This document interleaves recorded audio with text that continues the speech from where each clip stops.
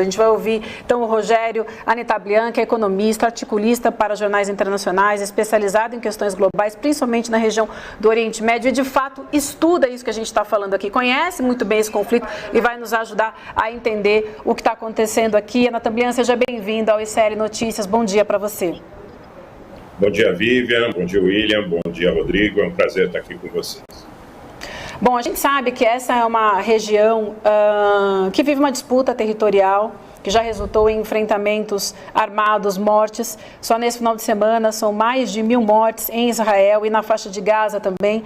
A gente quer te ouvir um pouco sobre a questão do conflito e como resolver esse conflito e também falar um pouco da questão do estatuto do Hamas, que se compromete com a destruição de Israel, para a gente entender também um pouco sobre os dois lados, por favor. Vivian, na realidade, o conflito é um conflito histórico que vem há muitos anos já afligindo a região. Na realidade, é um conflito que, nesse momento, onde você tem um mundo conflagrado, ele acaba tendo uma importância mais nítida, do seu ponto de vista, do que a gente percebe em situações anteriores. Há 2 anos atrás, nós tivemos um enfrentamento, em grande medida, ignorado pelos meios de mídia, que hoje estão muito preocupados em apreciá-lo, mas já houve, há 2 anos atrás, um enfrentamento importante na região. Então, começando pela ideia do que você propôs em relação ao estatuto do grupo Hamas. Até para a gente entender um pouco mais o que é o Hamas, acho que é nesse sentido que eu queria te perguntar. Claro. A formação do Hamas, na realidade, tem o objetivo de mitigar a importância do trabalho que era feito na ocasião. A defesa da causa palestina era feita por um grupo laico, que era a Organização de Libertação Palestina, que foi aquela que fez, de alguma forma, gestos, dimensões, para a obtenção do Acordo de Oslo, em 1988, e Yasser Arafat esteve presente representando este grupo, e juntamente com Yitzhak Rabin, que posteriormente foi assassinado por extremistas israelenses, eles se comprometeram a um processo de paz. O Hamas, na realidade, ele surge como uma forma de dividir esse poder do grupo laico, da OLP, do Fatah, de um grupo laico palestino, com uma característica fundamentalmente religiosa, ligada a grupos da Irmandade Muçulmana, ligada a grupos sunitas mais radicais. Há um patrocínio importante do Catar, há um patrocínio importante de grupos extremistas no Egito também, e de alguns outros países ali no chamado Conselho de Cooperação do Golfo, mais nitidamente, o que é mais conhecido, o Catar. Mas, ao longo do tempo, ele vai ganhando uma importância e vai aglutinando outros grupos palestinos em razão do exacerbar do conflito. No momento inicial, ele é um grupo que é tido como um grupo radical, é um grupo que tem pouco acolhimento dos palestinos, de um modo geral, mas ele ganha importância na medida em que também Israel radicaliza com os palestinos. Não há dúvida nenhuma que, na gênese desse conflito, as privações do povo palestino em Gaza devem ser consideradas. Nós temos Gaza aí com isolamento, com dificuldade na obtenção, inclusive, de materiais básicos para o seu cotidiano. Isso acaba funcionando como um imã para que um grupo como o Hamas, tido a priori como um grupo radical, sirva de guarda-chuva para as aspirações do povo palestino, porque falta tudo em Gaza, falta emprego, falta perspectiva, falta acesso, inclusive o trânsito livre é bastante prejudicado, em relação às restrições que Israel impõe, alegando sempre as questões de segurança como questões primordiais. Então, você tem muita miséria, muito desemprego que oscila entre 60% e 70% da população economicamente ativa. Quanto à ideia da destruição de Israel, postulada originalmente no Estatuto do Grupo, eu acredito que, em termos concretos, seja muito mais retórico hoje do que possível. Eu não acredito hoje possível a ideia de que nós tenhamos a extinção do Estado de Israel por meios militares. No atual contexto, eu não vejo isso possível, até porque Israel teria cerca de 300 ogivas nucleares no deserto do Negev como meio dissuasório em relação a essa possibilidade. Então, eu creio que seja muito isso. Não, eu ia só pedir... Não, bom dia, é um prazer ter você aqui ao vivo, é um dos maiores especialistas em Oriente Médio, tem um canal, para quem se interessar, tem o canal do Anitablian, que trata desses temas também. Eu queria que você ajudasse a gente a entender a geopolítica ali da região, para além de Gaza, né? Gaza, Israel e a Cisjordânia. Eu já tinha explicado, mas você explicou, completou e avançou na explicação, né? Você tem hoje 2 governos na Palestina, a Cisjordânia com o Fatah, que é a origem histórica.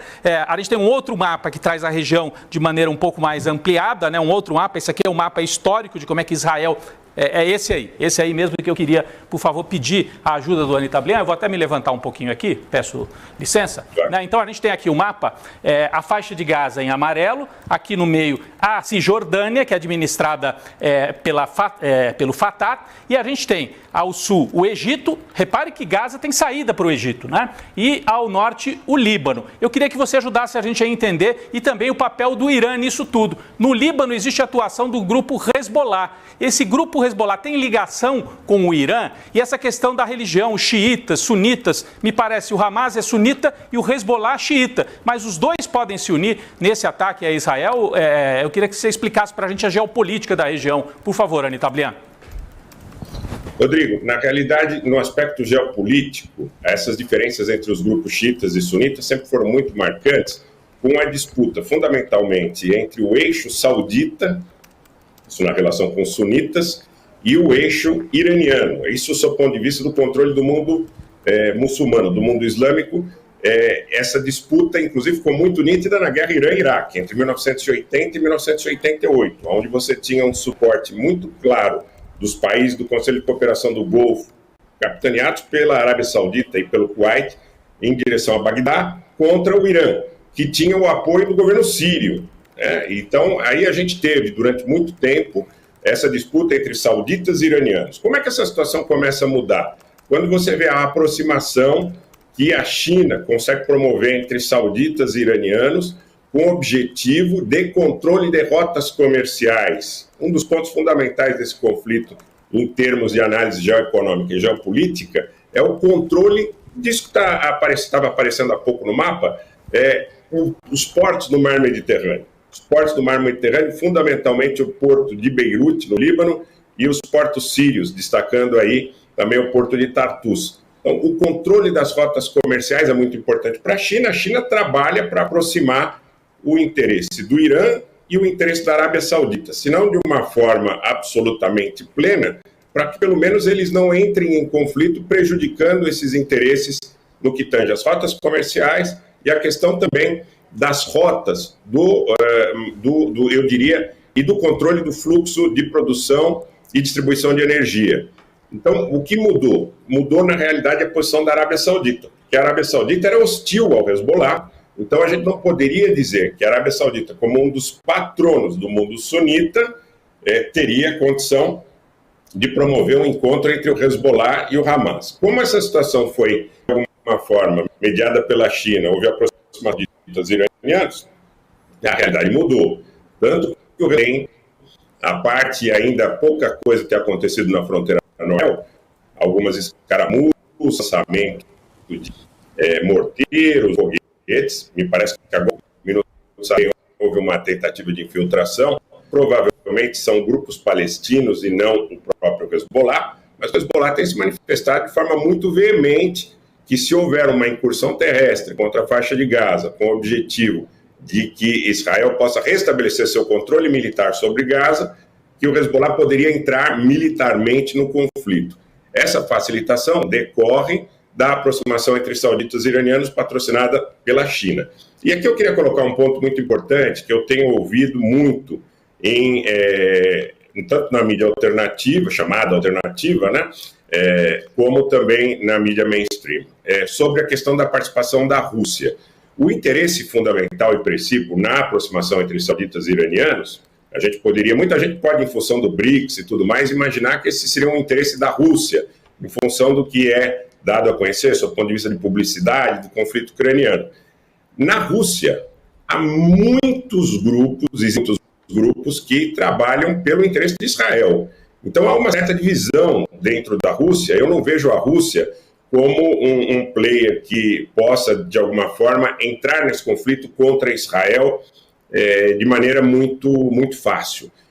Existem muitas alianças e muitos negócios entre os interesses energéticos de Israel, entre os interesses políticos de Israel e os interesses da Rússia. Muitos, inclusive, na Turquia. Muitos em negócios que têm a participação também do Azerbaijão, que tem negócios próximos com Israel, que é um aliado estratégico da Rússia desde 22 de fevereiro de 2022 Então, o grande interessado no controle das rotas de energia e de comércio no mar Mediterrâneo, que facilitou essa aproximação entre sunitas e xiitas por intermédio da aliança saudita-iraniana, é a China e não a Rússia, porque na Rússia você tem uma disputa muito grande entre grupos que promovem os interesses e os lobbies israelenses e aqueles grupos que talvez sejam mais ligados a uma questão de interesse estratégico russo de médio e longo prazo. O grande player a nível global interessado nessa aproximação é a China e não a Rússia.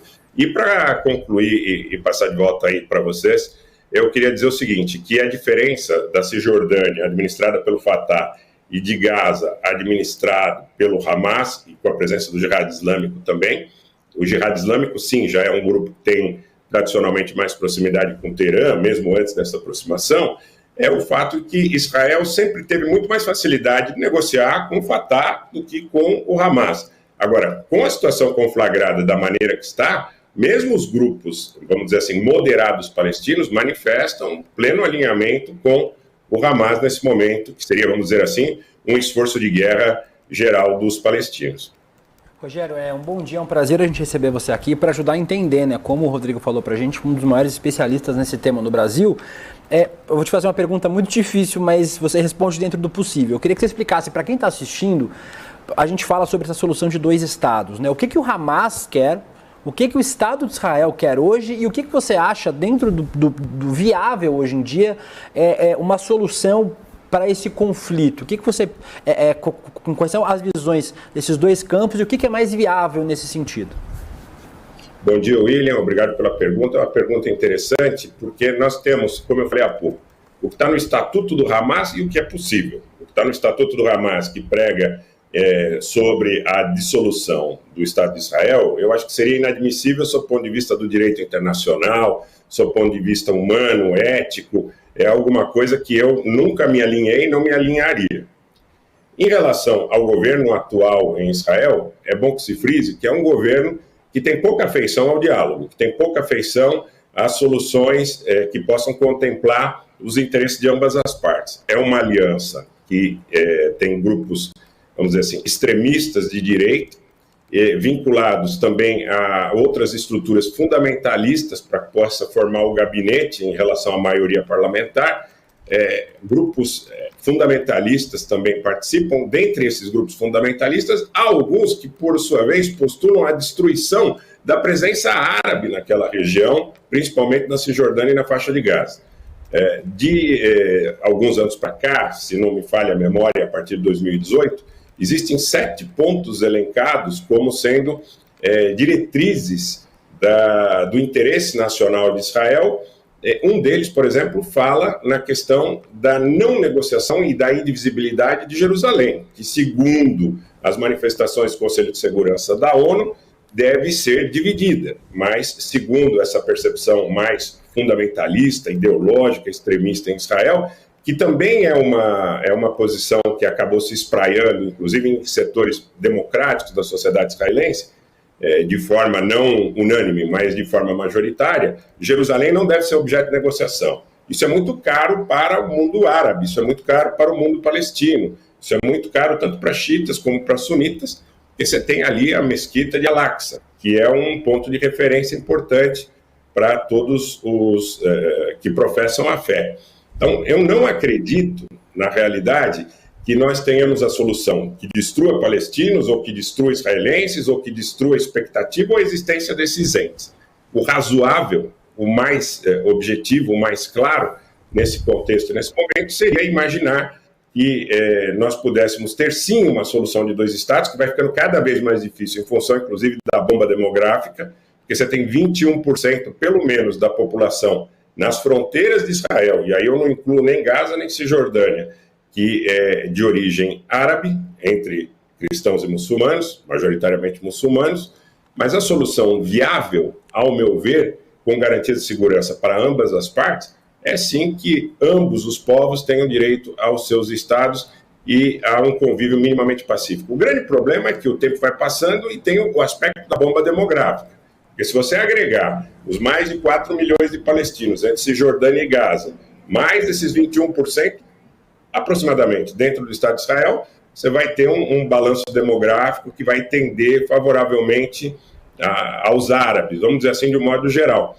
E, na realidade, existe uma construção, sob o ponto de vista legal, por mais que muita gente não queira assumir de forma clara, e de um certo privilégio ao judeu no Estado de Israel, que é um Estado judeu. Então, essa questão precisa também ser, vamos dizer assim, discutida, porque se Israel quiser preservar a natureza do Estado dentro destas fronteiras, há que fazer concessões, ou você vai ter uma política, sim, de preconceito explícito entre populações que mereçam ou que não mereçam determinados direitos, determinadas faculdades, por exemplo, a questão do porte de armas, a questão de alguns direitos legais em relação ao direito de residência. Tudo isso precisa ser discutido, porque nós não podemos ter uma política que defenda aqui no Brasil, por exemplo, vocês falaram agora há pouco em propaganda, que Israel é uma democracia no Oriente Médio cercada por autocracias ou por ditaduras. Eu não estou fazendo defesa de nenhum regime ali vizinho a Israel. Existem problemas, existem aspectos culturais distantes dos nossos, não resta dúvida. Mas a gente não pode dizer que Israel é uma democracia se ele privilegia o fato do cidadão ter mais ou menos direitos em função da sua religião. Isso é alguma coisa que vai precisar ser discutido. Não pode ser varrido para debaixo do tapete. Assim como não pode ser deixado, eu não deixei de condenar ataques contra civis promovidos pelo Hamas, acho absurdo, acho aviltante, contra qualquer tipo de baliza civilizatória. Se quiser definir como terrorismo, pode definir como terrorismo, mas também existe um outro aspecto que chama terrorismo de Estado, porque você não pode bombardear crianças jogando futebol, você não pode bombardear centros religiosos ou hospitais em nome de um combate já não mais cirúrgico ou seletivo às fontes dos ataques, e sim em nome de uma política de que agora vale tudo.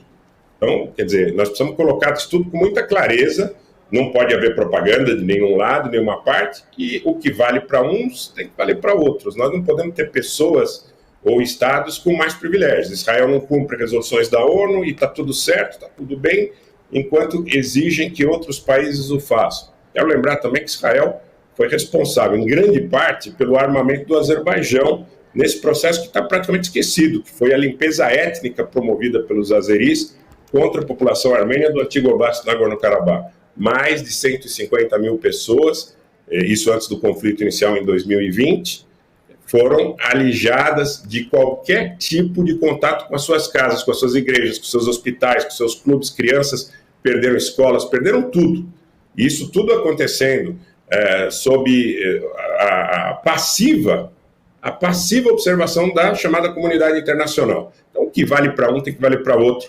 Já passou o tempo dessa situação de que haja prioridade em relação ao fato de você dominar os meios de informação, né? Porque, na realidade, as pessoas, de um modo geral, senso médio, conhecem o quê? O que é divulgado a partir das mídias, vamos dizer aqui das mídias de um modo geral. Então, se as mídias, de um modo geral, divulgam que Israel está a combater o terrorismo e que tenha direito, por exemplo, de bombardear escolas, campos de refugiados ou crianças jogando futebol, porque ali tem um terrorista próximo, isso tem que valer universalmente. Ou a gente condena universalmente, ou a gente vai porque ele vale tudo perigoso.